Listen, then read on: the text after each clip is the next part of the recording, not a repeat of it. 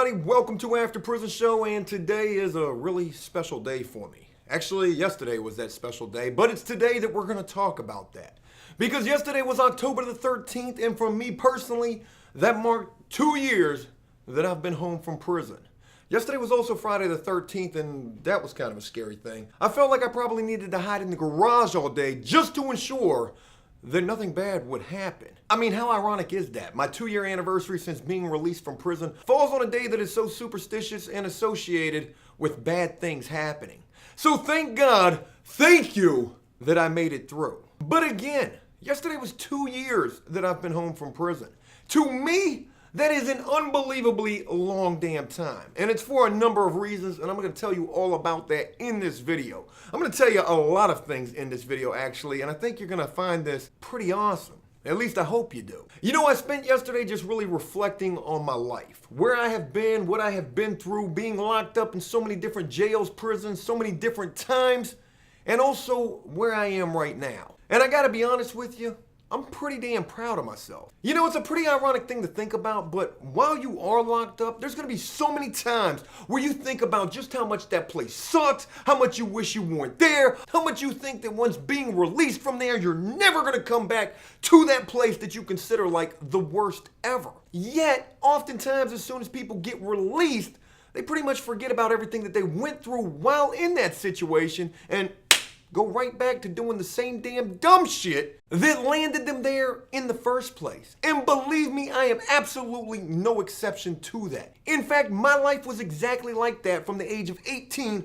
to 32. And that's probably a pretty damn good reason why I would end up going right back to jail or prison soon after any time I would be released. But you know, during this little self-reflection time that I had yesterday, I realized I've been doing things a little bit different this time. You know, like they say with the definition of insanity, doing the same thing over and over again, yet expecting different results, and how that never really happens. Again, this time, I've been doing things a lot different. And one of the main ways that I have been doing things so differently is by not allowing myself to forget where I have been, what I have been through, and what it took for me to be right here, right now. In fact, I pretty much relive all of my jail and prison experiences here for all of you on After Prison Show. And it's with me doing that that keeps all of this fresh in my mind of just how much I did actually hate being in that place, and I did never want to go back there again. And I think that's also something else that's helped me stay out of and stay away from trouble as well. Knowing how it's pretty easy to take for granted that we can end up pretty quickly sitting right back in a cell, facing a new charge and case, facing another prison sentence and bid, and facing yet another time when our life would be put on pause or on timeout, and we would be gone for a while. And during those times that we would be gone, we most certainly could easily be forgotten and be in a lonely, miserable damn place. Again, I don't ever want to go back to that. And again, it's me reliving this on a daily basis that constantly reminds me of that. And I know this is going to sound crazy, but I feel like all of this is relatable to addiction. You know, like the saying goes, once an addict, always an addict? Well, getting locked up and going to jail and prison can be pretty similar to being an addict. And I'm not trying to say that this is something that people enjoy, getting locked up, going to jail or prison, but it's somewhere that some people will always find themselves and then later think, how in the hell did I end up here? What was I thinking? Why did I do that? And just like an addict will battle to stay clean, a person like me who's been to jail and prison multiple times is battling an entirely different battle, trying to stay away from all of the things that will wind them up getting in trouble and landing them in that place that is oftentimes all too familiar to them. And again, for me, what's helped me battle my jail and prison sort of addiction is having that constant reminder every single day of just what all of that was like. And I owe all of that to After Prison Show. To all of you for allowing me to share all of this with you. Whether it's insightful, entertaining, educational, funny, no matter how we spin it here, it's always a constant reminder of a place that you don't ever want to go, or the fact that you don't ever want to get in trouble or do something that could end you up in jail or prison. And you know, there was something else that I found really crazy while doing this self-reflecting yesterday, and that is that this is the longest amount of time that I have ever in my life since the age of 18 when I first began getting in trouble. This is the longest time I have ever gone without getting locked up. The longest stretch of time. 2 years. Because before this, the longest time that I had ever gone was something like 16 or 18 months. And though there's really not that big of a difference between a year and a half and 2 years, there is, however, one major difference with comparing those two time periods. And that is that during that time that I was able to stay out for those 16 or 18 months, I spent most of that damn time on the run. I had warrants out for my arrest. So me being out there was really me just only being out there for a matter of time until the police actually caught me. Which, of course, they eventually did. So to say that this time I have been able to stay out for 2 years and also been able to stay completely away from any type of trouble that would have ended up landing me right back in that place, yeah, that's a major accomplishment. Kudos to old Joe. I mean, again, I'm really proud of myself for this. Because before this, my life had not amounted to... And it's this time, though at 34 years old and with the fact that I'm pretty much an old damn man, that I'm actually taking my life as seriously as I possibly can. And vowing to do everything that it takes to make sure that I never go back to the place that I talk about every single day here on After Prison Show. And you know, to think back to my past, to expound a little more on that whole 16 or 18 month longest stretch of freedom that I had before getting locked up until this point, you know, to go back to that time, that was when I was like 18 years old and I was first beginning to get into trouble. I had absolutely zero regard for the law and for the courts. Young Joe just was gonna do whatever he wanted to do, and he ain't care what the consequences were. I was thinking, shit, I'm young. I got a couple of prison bids in me. Ain't that the craziest damn way of thinking right there? I'm young, I could do a prison bid or two, and I'll still be relatively young by the time I come home. Yeah, right, Joe? You are now 34 years old. You're about to be 35 years old next month. You know, you'll be locked up and you'll be around guys who will say, man, I ain't got another bid in me. I ain't got another prison sentence in me. And then you can turn around and talk to some young people who are locked up and they'll tell you the exact opposite. I'm young enough. I could do another prison bid. I'll be alright. I'm going right back out there to get that money. That's what I'm gonna do. Catch me if you can. And you know, as idiotic as that sounds, I would be lying to you if I sat here and told you that was not my mentality at one point in my life. In fact, during the very first prison sentence that I ever served, 18 months for a probation violation, my third probation violation at that, I was like 25 years old by that point, and I was still thinking, I got another prison sentence left in me. I could do another bid. I'm going home. I'm gonna be the biggest dude there is out there in the streets. I'm gonna get all sorts of money. Yeah. That crazy way of thinking, you know, the only thing that I did succeed in doing with that mentality, with those dreams that I had during that time of saying that I was gonna be the man when I hit the streets, the only thing that I succeeded with and the only thing that I was able to accomplish was giving myself one more damn prison sentence. And you know, before serving this, what I consider to be last prison sentence ever, while out there in the free world, in between times where I was either in jail or going to prison, the average time that I would stay basically in the free world like I was just visiting, the average time that I would stay out there was about 10 months. So I think to myself that I couldn't even make it a full year out there in the free world after being released from whichever time before I'm getting locked up the very next time. In fact, after that very first time that I came home from prison, after serving that 18 months, I got released in February of 2008 and I was locked up again on the biggest damn charges of my life. All of those drug charges with that gun charge in December of 2008. 10 months, not even a full year. So, you know, not only was I taking my freedom for granted during this time, completely disregarding anything else, I was also taking my damn life for granted at the same time. And you know, that's pretty scary to think about because things could have been a hell of a lot worse than just 7 years. With the fact that I just hit this major milestone in my life, being able to remain free and without trouble for 2 years, yesterday hitting that milestone, I'm still nowhere near out of the woods yet if you think about the statistic. Because they've got this word that they like to throw around called recidivism. Try to say that word 5 times fast, I promise. I can barely say it one time. Recidivism. And recidivism is just a fancy way of saying getting locked back up. And they've got this recidivism statistic. I had to make sure I said that correctly. But this statistic goes on to say that a person like me, a person who has served time, who has a felony record, has a 67.8% chance of getting locked back up, going back to jail or prison within the first 3 years.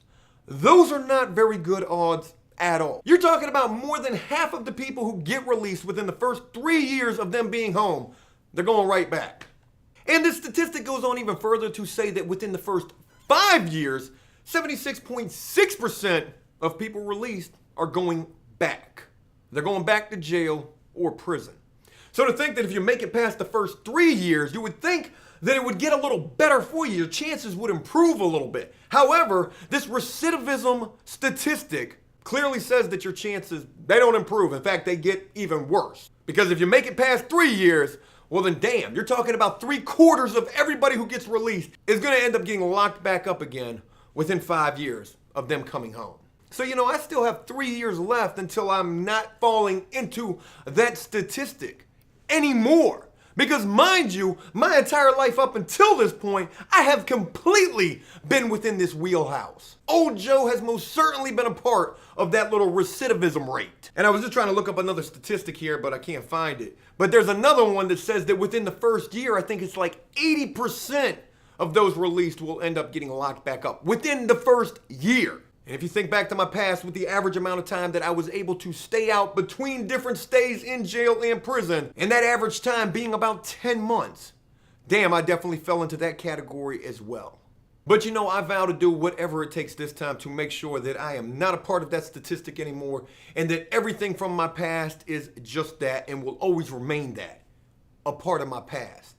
And I think about everything that I've been able to accomplish in these 2 years, everything that I've gone through in these 2 years since being released this time, and just how different everything in my life is. And I think a big reason for that is because I finally realized it is definitely time to do things differently. I've worked harder than I have ever worked in my life during these 2 years to make something of my life, of myself. And though a lot of this time has been hardships and strenuous ass-busting work, working dead-end jobs, working the toughest jobs I've ever had in my life, had people screaming in my face, telling me I ain't never gonna be nothing. It's been during all of this that I remained focused, looking ahead like a horse with those blinders on, and just running down that track, knowing that I'm chasing after something much better this time. For once in my pitiful life up until this point, I'm gonna do something that's actually some damn good. And it was during all of this that After Prison Show became a thing and started to take off. And I think about just how much After Prison Show and everything that I've been able to do here with all of you and everything that we've been able to do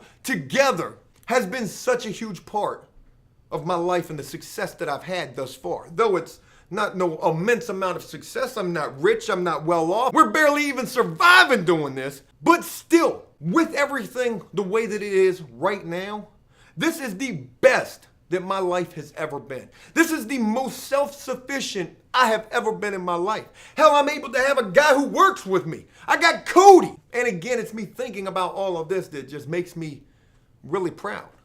I want to say one last thing before I wrap this up, and I want to just mention one thing from a year ago. When I reached my first year home from prison, when I was celebrating October 13th a year ago, After Prison Show was also celebrating something as well. And this may sound a little crazy. But during the time that I'm celebrating that very first year home from prison, After Prison Show had just reached 1,000 subscribers. To think that I started After Prison Show in November of 2015, and by October 13th, 2016, After Prison Show hit its first 1,000 subscribers. That is pretty damn crazy. Because it's only been another year since then. And in that time, we've gained 500,000 subscribers. I mean, it's really crazy to think just how much things can change in the matter of a year. And for all of this, for After Prison Show, for all of you, for Cody, for what I have for myself, for the things that I've been able to accomplish, the goals and dreams I've been able to reach, the dreams that I still hope to reach, and the things that I still strive to do. There was something else I was about to say right there, and I can't remember what it was. Oh, yeah. And the fact that I've been able to stay out of trouble and out of jail and prison, how the hell would I have forgot that? I'm really, truly, not only humbled by all of this, but more grateful than you could ever even imagine. I just wanted to share that with you. So thanks for allowing me to do that. Hey, look, that's it. I hope you enjoyed this video, and I really hope that you're proud of old Joe, because it really has been trying. And if you did so, and if you are, please leave a like and a comment letting me know exactly what you think about all of this. I mean, there's really something to be thought of about all of this. As always, until next time, enjoy life, the free world, never take a moment for granted, and make the most of every day. Peace! Day 2 being free.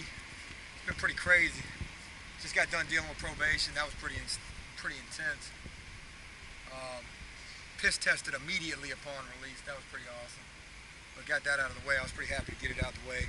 Was happy to get done talking to them. It was crazy going in there, seeing murals painted on the walls right outside the probation office. It almost felt like I was destined to see that type of stuff. Between that and the stuff I'll be telling y'all about with what's going on out in Norfolk that I'm trying to get involved in, I'm really feeling like this mural painting thing is going to be something for me to pursue. And also, ironically, how we're right next to the water. I mean, we are literally a hop, skip, and a jump away from where my probation is located at.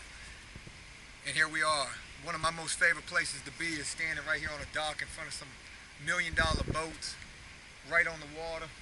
I used to come to the water just to recollect everything, thinking about how crazy life was, thinking about all the things in life that weren't right. This was the one place I could go to get my mind together, so it's good to be right here. Footage from yesterday was crazy. Didn't get anything posted like I wanted to get, but one thing that I've realized is that, nothing is going to go according to plan. That's for damn sure. We put in a lot of work yesterday trying to get footage together and just didn't like none of it. So we're going to try again today. Try to make the most of today. It's already 1 o'clock in the afternoon, but at least it's beautiful outside. Anxiety's been killing me. I'm feeling crazy after 7 years. I've been trying to learn a smartphone that I can't even freaking barely get the grips of. This thing's been vibrating 100 miles an hour and I don't even know. I'm ready to chuck it in the water, to be honest with you. I really want to chuck this damn thing in the water. Give me a Star Trek phone, one of the old freaking 1990 cell phones. I'd be happy with that right this second. At least I know how to work it. Yesterday went to Walmart. Felt like all eyes were on me, like I was about to rob the place. Felt like a criminal. Felt like that's how I've been treated since I've been released. Walked up in the bank to cash a check. Felt like they thought I was going to rob the place. My anxiety has been through the roof, so one thing's for certain, it's going to take some adjusting. But y'all going to see all about it.